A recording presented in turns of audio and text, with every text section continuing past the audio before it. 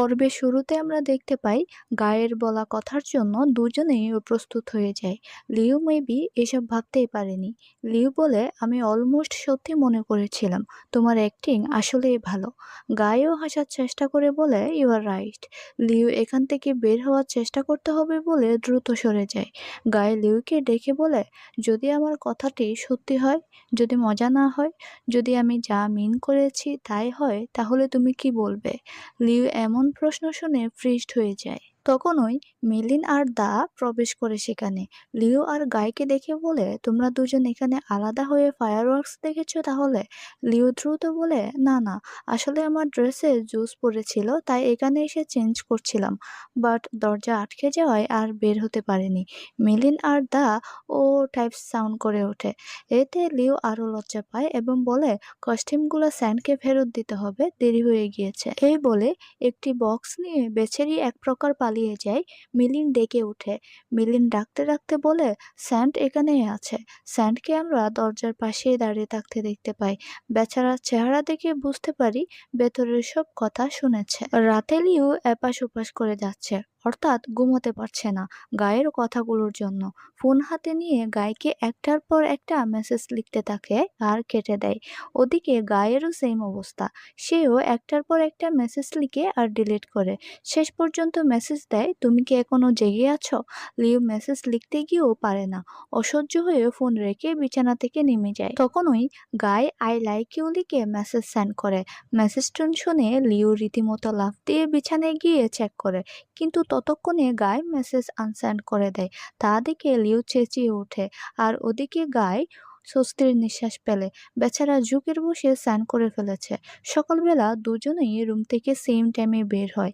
গায়ে তো কথাই বলতে পারে না। লিও হাসার চেষ্টা করে হাই বলে, গায়েও হাই বলে। লিও বলে, তুমি আজ আর্লি উঠেছ। গায়ে বলে, আমার সকালে একটা ক্লাস আছে। লিও বলে, আমারও। আবার বলে, আমরা তো সেম ক্লাসে। দুজনে কি বলছে বুঝতেও পারছে না।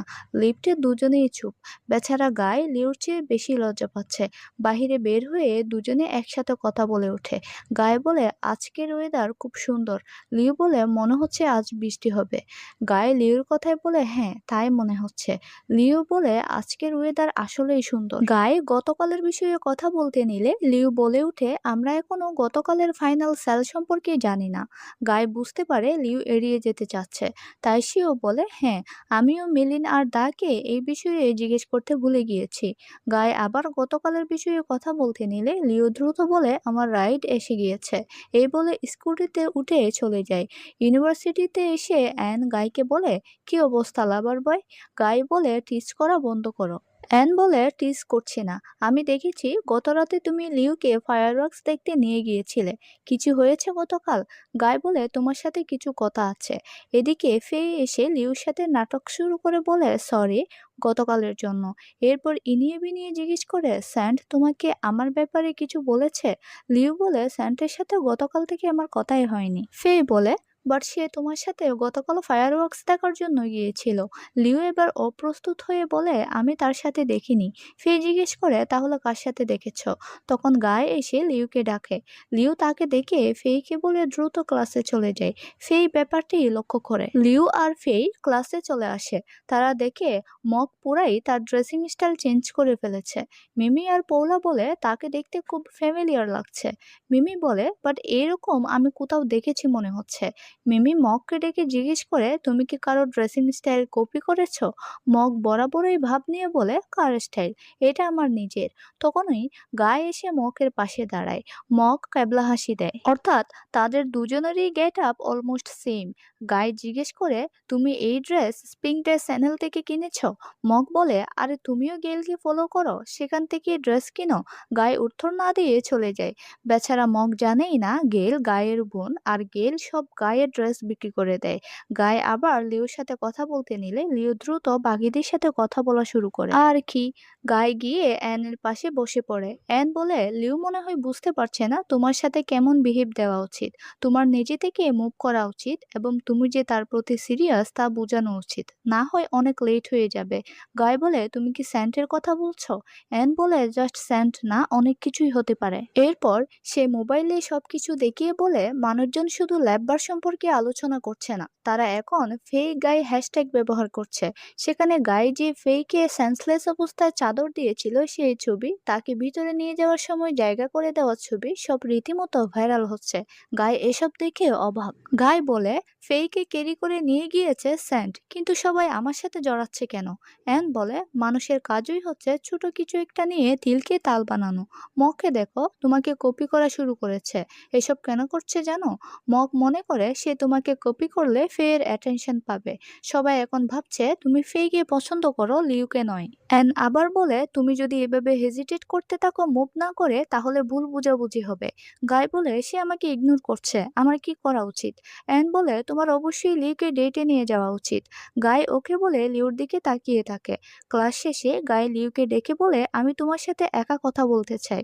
লিউ কোনো মতে বলে, আমাদের একটা মিটিং আছে প্রফেসরের সাথে, আমরা ল্যাব ক্লাসে কথা বলবো, এই বলে চলে যায়। ল্যাব ক্লাসে লিউ ল্যাব কোট নিতে ভুলে যায়। গাই নিজের ল্যাব কোটে ডিনারে ইনভাইট করে একটা চিরকুট রাখে, তারপর লিউকে বলে, তুমি আমার কোট নিতে পারো, আমি অন্য একটা ম্যানেজ করব।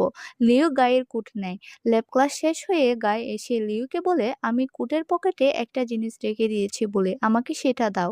লিউ কোটটাই খুলে দিয়ে দেয়, অর্থাৎ গায়ের দেওয়া চিরকুট লিউ দেখেনি। গায়ে কষ্ট পায়। গাই রাস্তা দিয়ে হেঁটে হেঁটে ইন্টারনেটে টপ 10 রোমান্টিক রেস্টুরেন্ট ভিজিট করছিল ডেটের জন্য।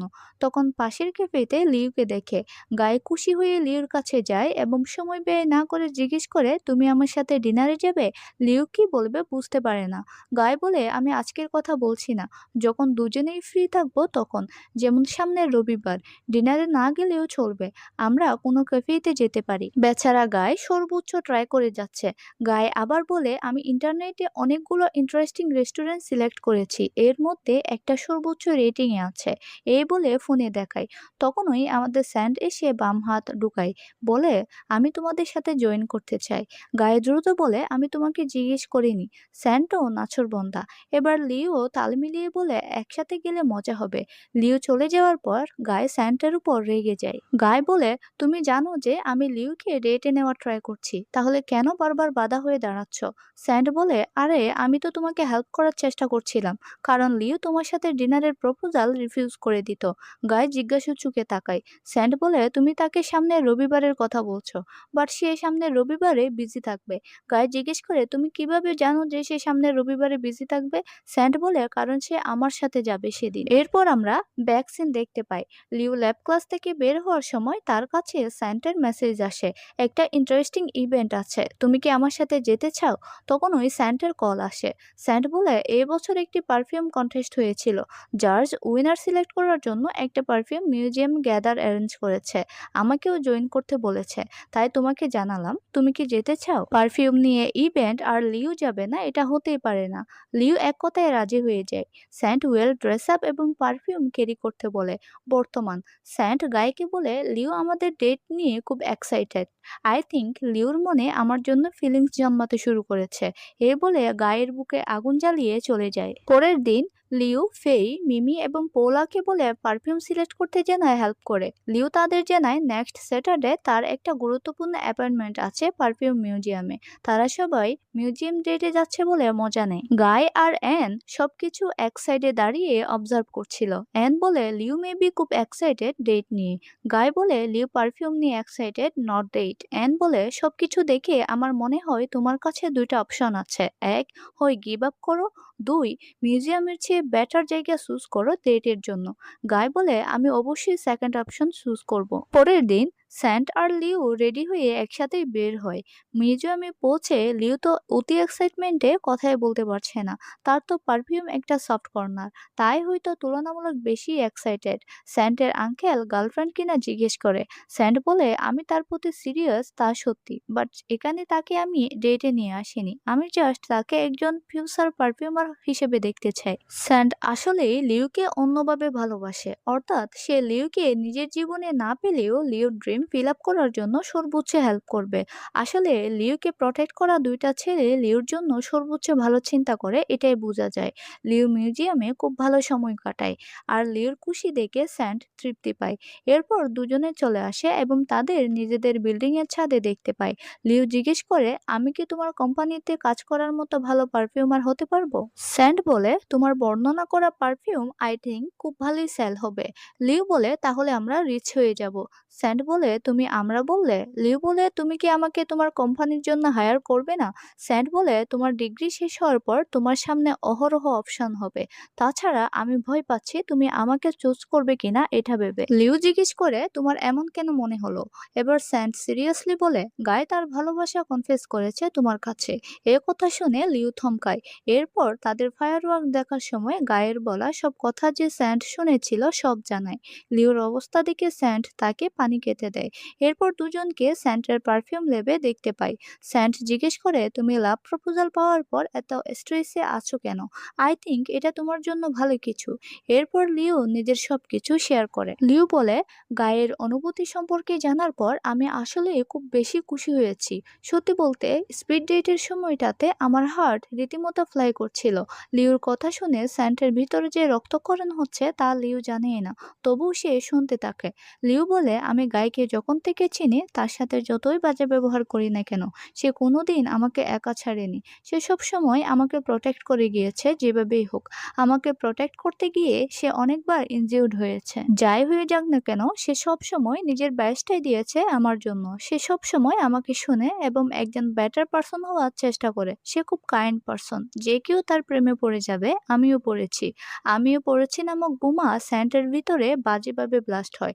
লিও বলে, আমি জানি না আমি কখন থেকে ভালোবাসি, এসবের শুরু কখন তাও বলতে পারবো না। স্যান্ড কষ্ট পেলেও বলে, এটা তো ভালো কথা। লিও বলে, রাইট, আমার এখন হ্যাপি থাকা উচিত, যেহেতু যাকে আমি ভালোবাসি সেই মানুষটাও আমাকে ভালোবাসে। বাট আমি তার সাথে ডেট করতে পারছি না, এটাই তার জন্য ভালো হবে। এই পুরোটা সময় লিও কান্না করেছে। স্যান্ড জিজ্ঞেস করে, কিন্তু কেন ডেট করতে পারছো না? লিও বলে, কারণ আমি জানি আমরা ডেট করা শুরু করলে কি ঘটবে। স্যান্ড জিজ্ঞেস করে, কি ঘটবে? লিও বলে, সেম ঘটনা ঘটবে যা ছোটবেলায় ঘটেছিল। এরপর আমরা লিওর জুনিয়র স্কুলের সিন দেখতে পাই, যেখানে সবাই তার সাথে অতি রাব ব্যবহার করত, অর্থাৎ বুলিং। লিওর জাস্ট একটা ফ্রেন্ড ছিল যার নাম পান।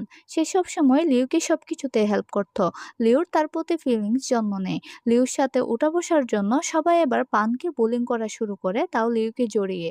এতে পান রেগে গিয়ে ছেলেদের সাথে হাতাহাতিতে জড়ায়। এক পর্যায়ে পান ব্যথা পায়। মারামারির জন্য গার্জিয়ান ইস্যু হয়। পানের মা এসে পানকে স্কুল ট্রান্সফার করায়, অর্থাৎ পানকে সে স্কুল একেবারে ছেড়ে দিতে হয়। বর্তমান পান কোনো ভুল করেনি, সে শুধু আমার সাথে ভালো ব্যবহার করেছে। গায়েও কোনো ভুল করেনি, সে শুধু আমার সাথে ভালোটা করে। স্যান্ড বলে, এখন অনেক কিছুই চেঞ্জ হয়েছে। লি বলে, শুধু আমার লুক চেঞ্জ হয়েছে, বাকি সব সেম আছে। আমি গায়ের সাথে থাকলে গায়ে আমাকে প্রটেক্ট করার জন্য সবসময় ভায়োলেন্স হবে। আমি চাই না আমার জন্য তার লাইফ কমপ্লিকেটেড হোক। আমি তাকে খুব বেশি পছন্দ করি, তাই আমার উচিত এসব কিছু থেকে তাকে প্রটেক্ট করা। আমি চাই সে যা হতে চায় তা যেন হতে পারে, তাই আমি নিজের লিমিট ক্রস করছি না, তাকে অ্যাভয়েড করে যাচ্ছি। আমরা দেখতে পাই সেদিন লিওদের প্রফেসরের সাথে কোনো মিটিং ছিল না। ইভেন লিও গায়ের দেওয়া চিরকুটও পেয়েছিল। লিও খুব কান্না করে। স্যান্ড তাকে সান্ত্বনা দেওয়ার চেষ্টা করে। স্যান্ড বলে, তুমি কি তার সাথে সিক্রেটলি ডেট করতে পারো না?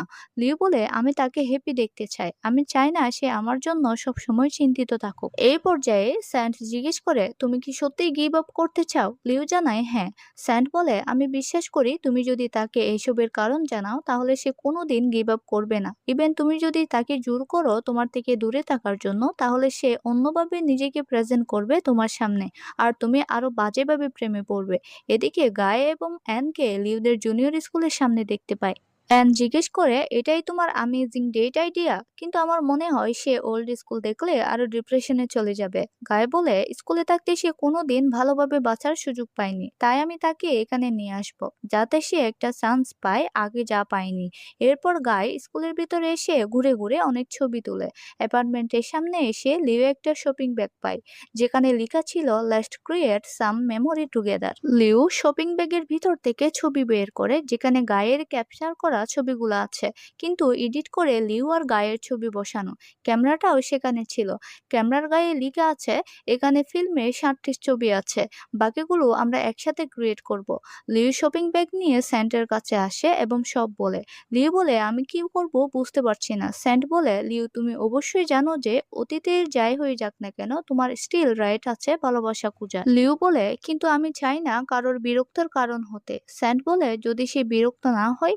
এবার স্যান্ট লিউকে গায়ের কাছ থেকে সরে আসার অপশন দেয়। স্যান্ট বলে, সবাই মনে করে আমি একাধিক মেয়ের সাথে ডেট করি, বাট আজ পর্যন্ত আমি তা করিনি। এখন সবাই কেন এমন মনে করে তা জানি না। তুমি যদি চাও গাইকে সরাতে, তাও মিথ্যে না বলে, তাহলে এটা সুযোগ। লিও অবাক হয়ে বলে, তুমি বলতে চাচ্ছ তোমার সাথে ডেট করার অভিনয় করতে? স্যান্ট বলে, না, আমি রিয়েল ডেট করার কথা বলছি। লিও যেন আকাশ থেকে পড়ে। স্যান্ট নিজের অনুভূতি কনফিউজ করে। লিও বলে, বাট এটা তোমার জন্য ভালো হবে না। স্যান্ট বলে, কেন হবে না? সবাই আমাকে খারাপ ছেলে ভাবে, সো আমাদের সবাই পারফেক্ট ম্যাচ বলবে। আমার কাছে এটাই চান্স আছে তোমাকে পাওয়ার। তুমি কি আমার সাথে ডেট করবে? এখানেই এপিসোড 8 শেষ হয়। দেখা হচ্ছে পরের ভিডিওতে। Until then, bye by.